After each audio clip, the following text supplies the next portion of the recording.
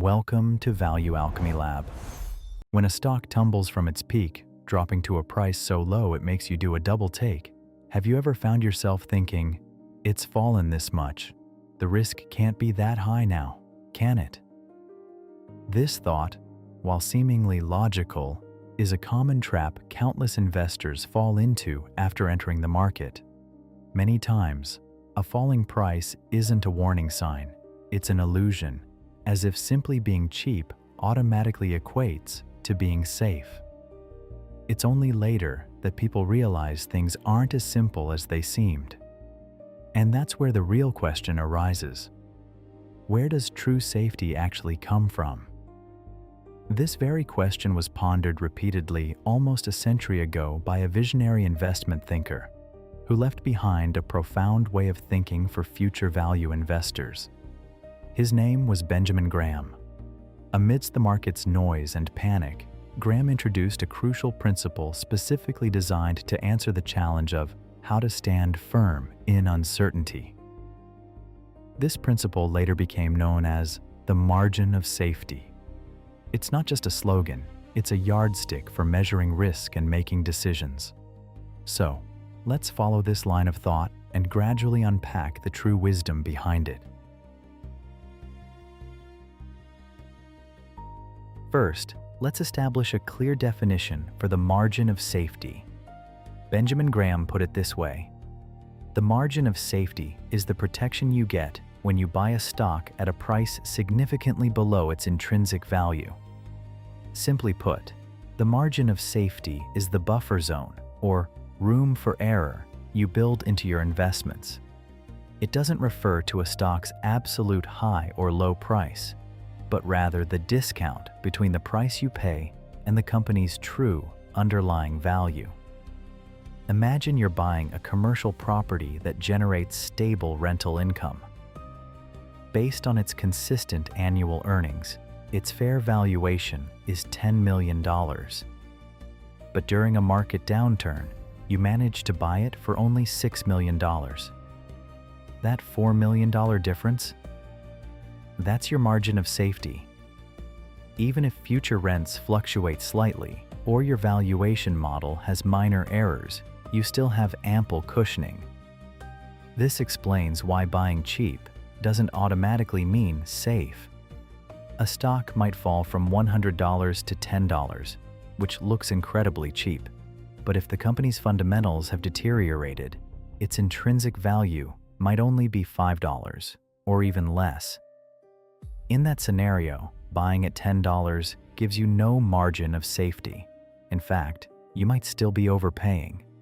Conversely, if a stock drops from $100 to $70, but after deep analysis, you determine its intrinsic value is actually $120, then buying at $70 gives you a $50 margin of safety. That's what truly means cheap and safe. So, the core of the margin of safety lies in judging intrinsic value. It demands that investors look beyond just the price and truly understand the value. So, why is the margin of safety so crucial? Graham believed that the essence of investing is to avoid significant losses, not to chase instant riches. And the margin of safety is precisely your moat for resisting risk and protecting your capital. We can understand this using an engineering example. When engineers design a bridge, they calculate its load-bearing capacity. Let's say a bridge can theoretically support 100 tons. However, engineers typically design it to withstand 150 tons or even 200 tons. That extra 50 or 100 tons of load-bearing capacity is the safety factor in engineering, which is our margin of safety in investing. Why do they do this? Because they know the real world is full of uncertainties. There might be sudden overloads, material fatigue, extreme weather, or even tiny calculation errors. These additional design capacities are there to account for those what-ifs, ensuring the bridge operates safely under all conditions and doesn't collapse easily. Back to investing, the market is a complex and ever-changing environment. A company's performance might fall short of expectations. The broader economy could suddenly worsen. Competitive landscapes might shift, or even management issues could arise. These are all potential overloads or extreme weather events in investing. If we don't build in a sufficient margin of safety, once these risks materialize, our investments could face collapse, just like a bridge without an adequate safety factor. Graham famously said, "The investor's chief problem, and even his worst enemy, is likely to be himself." And the margin of safety is the cornerstone for avoiding these foolish mistakes. Having understood the importance of the margin of safety, how do we apply it in practical investing? This requires us to do two things: deep analysis and patient waiting. First, deep analysis to estimate intrinsic value. This isn't about gut feelings or stock price charts. It's about acting like a detective, thoroughly researching a company's financial statements, business model, industry outlook, management capabilities, and more. You need to estimate the company's earning power over the next few years and, from that, derive its true value. Of course, valuation itself is an art, not an exact science, and that's precisely why we need a margin of safety. It helps compensate for potential errors in our valuation. Second, patient waiting, waiting for Mr. Market to make a mistake.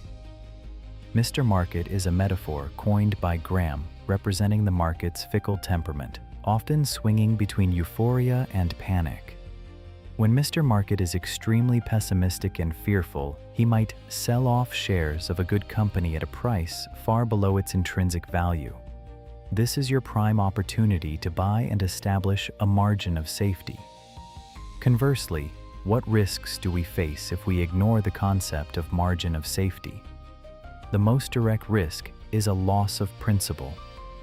When you buy at or above intrinsic value, any slight hiccup in the company's operations or a shift in market sentiment can quickly plunge your investment into the red. A deeper risk is psychological pressure and poor decision-making. Investing without a margin of safety is like walking a tightrope. Your room for error is extremely low. Even small fluctuations can destabilize your mindset, leading to panic selling and other erroneous decisions, ultimately resulting in greater losses. The margin of safety frees you from having to race against the market.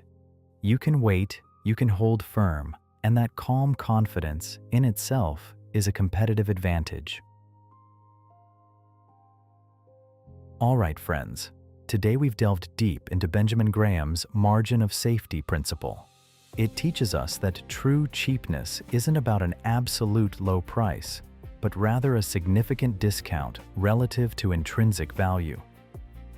The margin of safety isn't a pessimistic defense.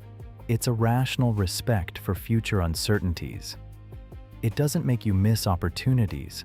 It empowers you to seize them steadily, finding reliable returns amidst risk. It's more than just an investment rule.